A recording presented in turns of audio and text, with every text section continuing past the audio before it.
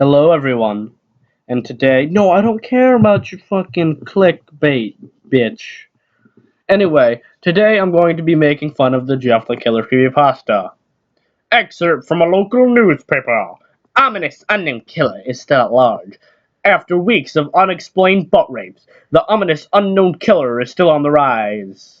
After little evidence has been found, a young boy states that he survived one of the raper's attacks. I'm really telling stories.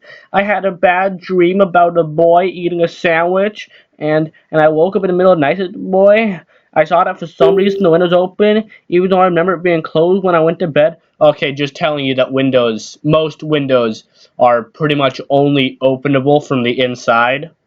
I had a, I got up and shut it, but you know, but there was a killer in my room, and he had like his penis out, and he was like, "I have dark eyes, oh yes, bordered in black," and it terrified me. I shit my pants, and he had a smile. It was like cut, and my every hair on my body stand out, even my pubes. He stood there, stroking his wee wee. After what seemed like forever, he said a simple phrase, but said it in a way only a madman could speak. He said, "Go to sleep." I let out a scream, and that's what sent him at me. He pulled up his penis, aiming for my butt. He jumped on me. I fought him back. I kicked, I punched, I rolled around, trying to knock him off me. After my dad busted in, he had a shotgun and shot him in the face. He went flying to the wall. I was like, ah! Police are still on the look for this man. If you see anyone that fits the description for the story, please contact the local police department. Jeff and his family had just moved into a new neighborhood. His dad had gotten a promotion at work, and they were like, "Yo, let's live one of those fancy dancy neighborhoods." Jeff was like, "That shit sucks." And then hello, said a person who's like, "I'm Barbara. I live across the street from you. Well, I just want to introduce myself and introduce my son." She turned to her son, "Billy, get the fuck over here." Billy said hi and ran to play in his yard because his mom had a dildo.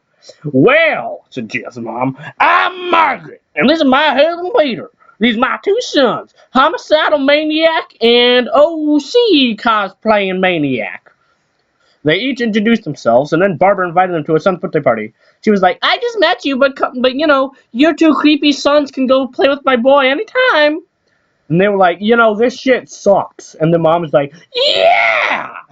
You guys can do that." And then Jeff was like, "Mom, why the fuck did you invite me to some little kid's party? If you haven't noticed, I'm not completely mentally retarded." "Jeff," said his mother, "we just moved here, and now we can so we want to spend time with our neighbors. Now we're going to go to that party, and that's final." Jeff started to talk, but stopped himself, knowing that he couldn't do anything. Whenever his mom said something, it was final. He walked up to his room and plopped down on his bed. He sat there masturbating for a couple minutes, and then suddenly he came. He was like, "Oh my god, that was weird." Not so much pain, but a weird feeling. He dismissed just some random feeling. He heard his mom calm down to get his stuff, and he walked down to get it. The next day, Jeff walked down the stairs to get breakfast and then go to school. As he sat there eating his vagina, he once again got the feeling. This time it was stronger. Who the fuck just messaged me? But then he can't. "I do not care about registration." It was like a slight tugging pain, but he once again dismissed it. As he and Lou came in their pants, they walked to the bus stop. They were sitting there, and all of a sudden, some radical skater guy was like, "Whoa!" I did like a backflip with him, like, "Holy shit, what the hell?" And he was like, "Yeah, I'm a thug." And then they were like, well, we got some fresh new meat." Suddenly, two other kids appear. One was anorexic, and the other one was a fat fuck. "Well, since you're new here, I'd like to introduce ourselves. Over there is Keith." Jeff and Lou looked over to the skinny kid. He obviously was anorexic and had an eating disorder. He had a doopy face you expect to have a sidekick have, and he's Troy.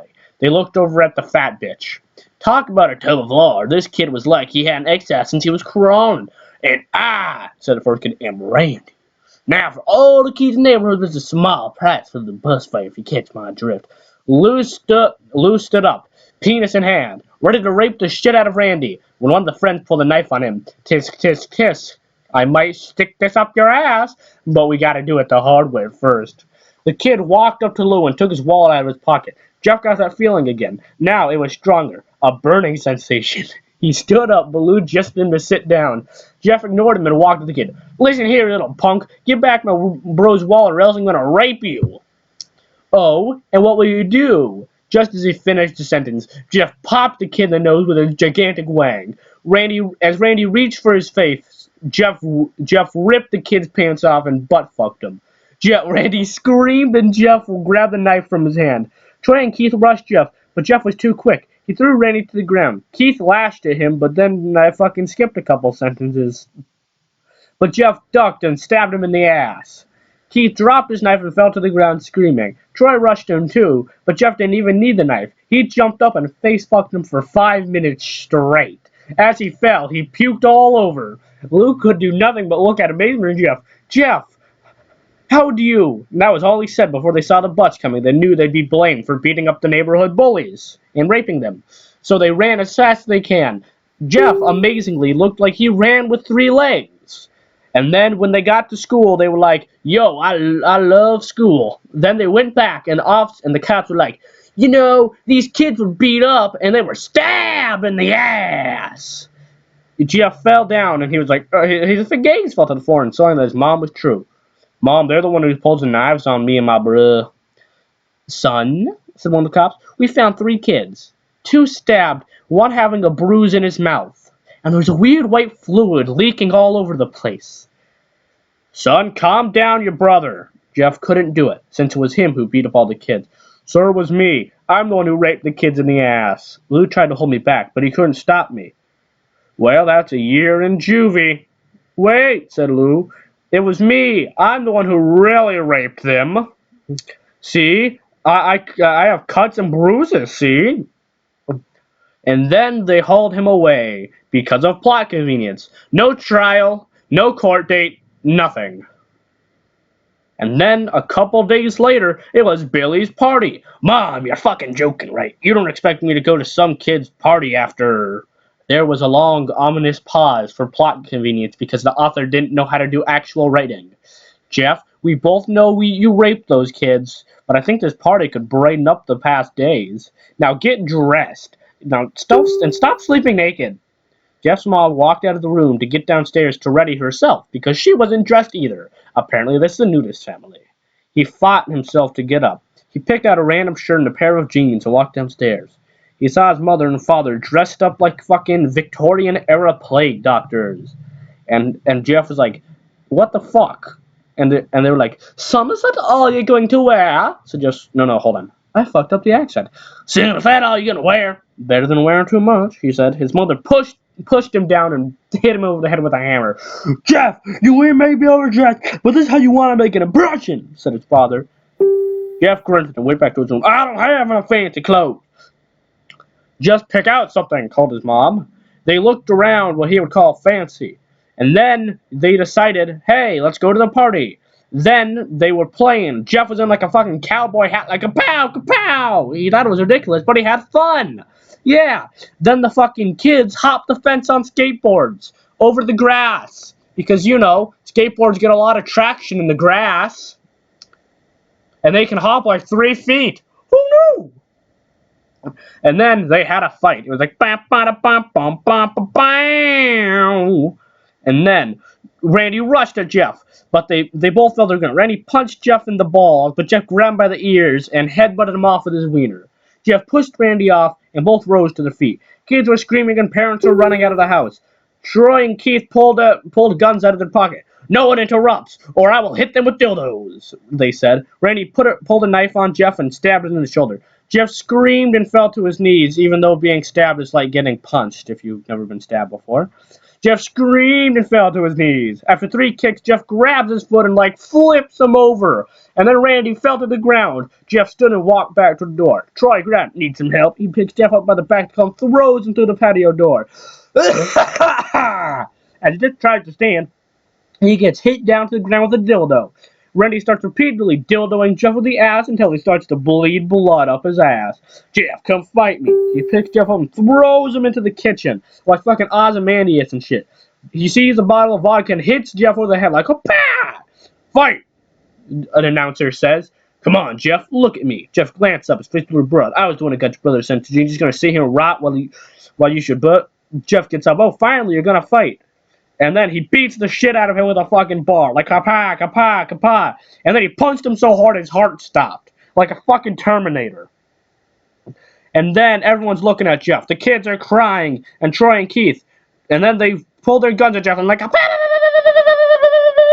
they run at Jeff, and he's like doing backflips and shit. Jeff bolts up the stairs. He flies up there like Superman, like whoa! And then Troy and Keith fall, and in the final round, Jeff goes in the bathroom. He grabs a towel and beats the shit out of them with a towel.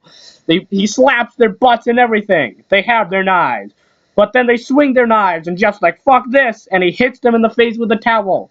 They cry because they're little bitches. And then Troy hits him over the head, and just like, ah! So then Jeff is mad, and he pulls his dick, and he pushes him into a wall. A thing of bleach. Yeah, that's actually what it says. And then it burnt them both, and they're like, ah! Jeff wiped his eyes as he could. Then he pulled the towel and swung it into Keith's head. And then he was bleeding to death. He let an ominous smile. He's like, what's so funny? Asked Jeff. Keith pulled the lighter and switched it on. It is that you're covered in bleach. That's what it says, is that you're covered in bleach and alcohol. And he's like, no! So he gets lit on fire because he had a lighter, because of plot convenience. And then he had a cast woke up his head when he was fucking alive. Stop. He had like a cast on his head. He was like, I don't think I can get out of bed just yet, a nurse said, and he's like, fuck you, I'm okay. And then your mom's like, hey, you okay? Jeff's like, nah, I'm alright, I just got burned to death. Oh, honey, I have good news. After all the witnesses, the Randy confessed to trying to attack you. Randy's dead. He got punched in the arm like turn. And then a couple weeks go by, they unwrap the bandage, and Jeff's like, I'm sexy. And then the hot doctor's like, yeah, he's high as fuck right now. So they go home, and then like he sleeps for a while, and then the mom, they go home. He's at the middle of the night. Mom goes to the bathroom, and he's like cutting his face, and he's burning off his fucking eyelids. However that works. So it's like a fucking hot poker. What? And she's like, what are you doing? He's like, I like smiling. And she's like, no! So then he's like, you're beautiful. And then they run like, get the gun! Our son is an emo! And then he's like, I'm gonna kill you all! So he kills them both. Then Lou wakes up and is like, I'm tired. And then he goes back to sleep, and his brother is there, and he's like, hi, I'm your brother. And he stabs him. Well, that was the story. I hope you guys didn't like it, because it sucked.